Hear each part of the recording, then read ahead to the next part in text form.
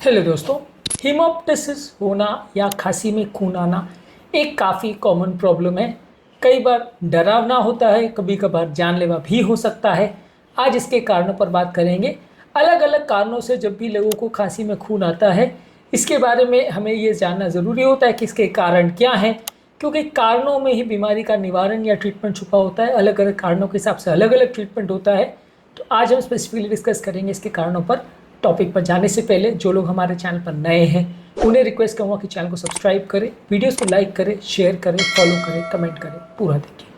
सबसे पहले हम अलग अलग तरह के डिजीज़ में इसको क्लासीफाई करेंगे, किस तरह के पैटर्न्स के या किस तरह के कॉजेज़ के ग्रुप्स में हीमोप्टिसिस या खांसी में खून आना होता है, और बाद में इसको जानना और समझना क्यों इंपॉर्टेंट है, किस तरह से ट्रीटमेंट स्ट्रैटेजी डिफर करता है, इन सब चीज़ों पर बात करेंगे। ओवरऑल मैनेजमेंट पर भी बात करेंगे। चलिए शुरू करते हैं इंपॉर्टेंट वीडियो।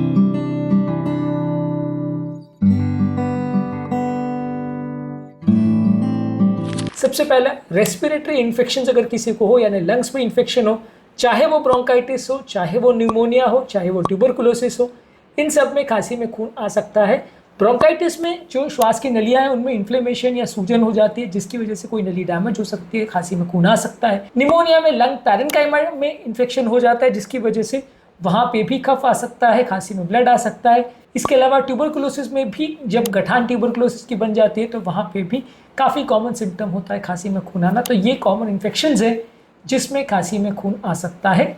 इसके अलावा कुछ क्रॉनिक लंग की बीमारियां हैं जिसमें इन्फेक्शन तो नहीं होता लेकिन दूसरे कारणों से ब्लड आता है, जैसे ब्रोंकिक्टेसिस, जिसमें श्वास की जो नलियां हैं वो परमानेंटली डायलेट हो जाती है, जिसकी वजह से वहाँ पर रिकरेंट इन्फेक्शन होता है और खांसी में खून आता है। क्रॉनिक ऑब्स्ट्रक्टिव एयरवे डिजीज़, यानी कि क्रॉनिक ब्रोंकाइटिस और एम्फाइसीमा, जिसकी वजह से काफ़ी नलियाँ डैमेज हो जाती है, लंग्स भी काफ़ी डैमेज हो जाता है, इसमें भी खून आता है। और सबसे डेंजरस इसमें होता है लंग कैंसर, जो स्मोकर्स में या उम्रदराज पेशेंट में ज़्यादा देखने को मिलता है, इसमें भी खांसी में खून आता है। ये सबसे डेंजरस कारण होता है जिसकी वजह से हमें हीमोप्टिसिस के पेशेंट को इवैल्यूएट करना चाहिए। यानी कि मॉरल ऑफ द स्टोरी ये है कि किसी भी व्यक्ति को अगर खांसी में खून आता है तो सबसे पहले चीज़ जो हमारे दिमाग में आनी चाहिए, अगर वो उम्रदराज पेशेंट है, कहीं कैंसर वगैरह तो नहीं, क्योंकि ये सबसे डेंजरस है।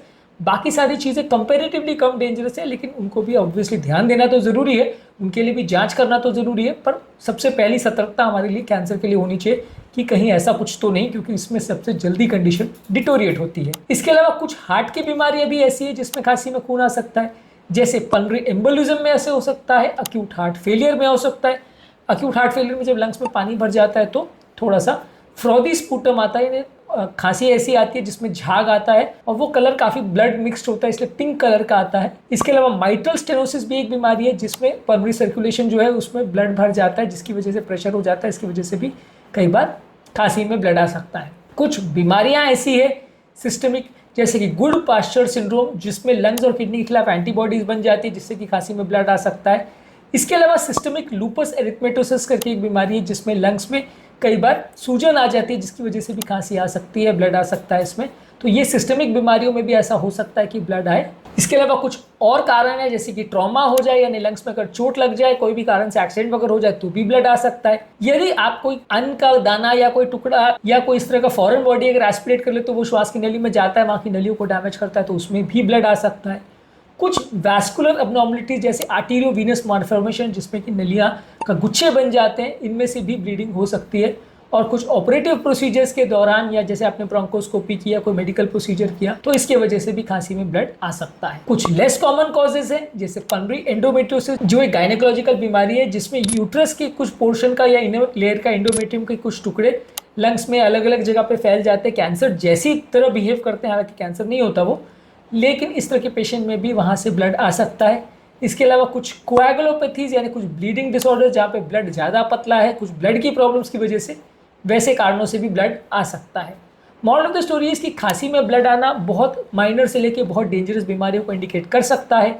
जब कभी भी ऐसा हो हमें इसे इवैल्यूएट करना चाहिए, ध्यान में रखते हुए कि जो डेंजरस बीमारियाँ खासकर जैसे जो कैंसर वगैरह उसमें प्रॉब्लम आ सकती है। इस तरह के केसेस में पूरे शरीर का इवैल्यूएशन करना, और अगर साइन मिलते हैं तो हार्ट का इवैल्यूएशन करना भी ज़रूरी है, क्योंकि कई हार्ट की बीमारियों में भी खांसी में ब्लड आ सकता है। सिर्फ लंग्स का इवैल्यूएशन करके आपने छोड़ दिया तो कई डेंजरस चीज़ें मिस हो सकती है। कई सिस्टमिक बीमारियों में, कुछ ब्लड की बीमारियों में भी इस तरह के प्रॉब्लम्स आ सकते हैं, तो आपको डिटेल जांच करना पड़ेगा। हाँ, जांच करने में पहली प्रायोरिटी आपकी ये होगी कि लंग्स की प्रॉब्लम को देखें, वहाँ कुछ नहीं मिल रहा है तो हार्ट को देखें, वहाँ कुछ नहीं मिल रहा है तो फिर बाकी पूरे शरीर में कोई प्रॉब्लम्स या इश्यूज तो नहीं है, इनको देखें। ये सारे जो कॉज हमने लिस्ट किए, ज़्यादातर केस में से इनमें कोई कॉज होगा, एक के बाद एक आप प्रायोरिटी के बेसिस पे जो सिम्टम्स हैं पेशेंट के उसके हिसाब से आप देखते हैं।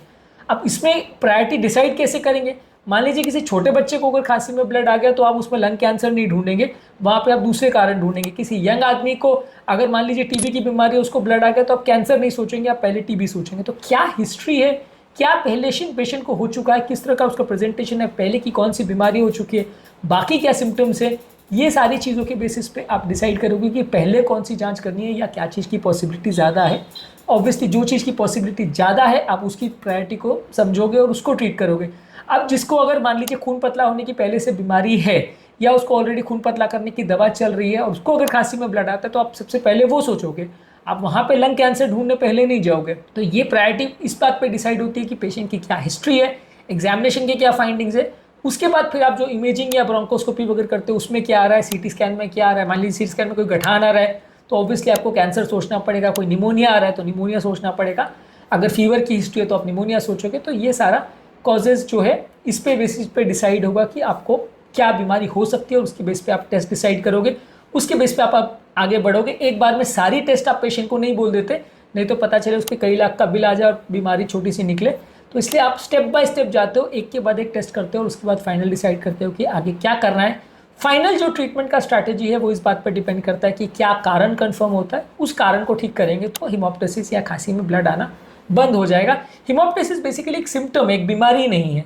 जैसे बुखार आना वो एक सिम्टम है कि एक लक्षण है, वो क्यों हो रहा है वो कारण को ढूंढना जरूरी है। जब कभी वो कारण मिल जाता है तो उसको ट्रीट करने से वो बीमारी अपने आप ठीक हो जाएगी। आज के टॉपिक में हमने हेमोप्टाइसिस के कॉजेस पर बात करी, हेमोप्टाइसिस के मैनेजमेंट पर, और हेमोप्टाइसिस और हेमाटोमेसिस में क्या फ़र्क होता है इस पर हमने अलग वीडियोस किए, इन्हें भी ज़रूर चेकआउट करें। टॉपिक एंड करने से पहले जो लोग हमारे चैनल पर नए हैं उन्हें रिक्वेस्ट करूँगा कि चैनल को सब्सक्राइब करें, वीडियोज़ को लाइक करें, शेयर करें, फॉलो करें, कमेंट करें पूरा।